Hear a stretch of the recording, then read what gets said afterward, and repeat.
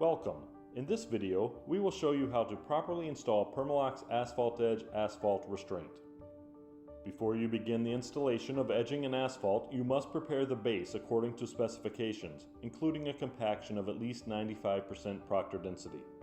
The base must extend 6 inches to 12 inches beyond the edge of the planned pavement installation. Set and anchor asphalt edge according to specifications and plans. You must anchor each end of each section. Connect each section together by sliding the connector into the channel along the top of the edging, spanning both pieces. It is extremely important to leave a 3/8 inch gap between each edging section. This allows the aluminum to expand when heated by the asphalt. If curves or angles are required, simply form the edging to the desired shape. If necessary, cut the base. Lay asphalt adjacent to and over the edging.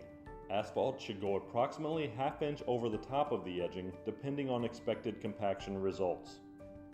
Compact the first pass with the desired equipment approximately 6 inches to 12 inches in from the asphalt edge. Subsequent passes may be directly against or over the edge to ensure complete compaction of asphalt. Following completion of the asphalt installation, backfill and compact adjacent topsoil to within ½ inch of the top of the restraint. More installation and product information can be found online at permaloc.com.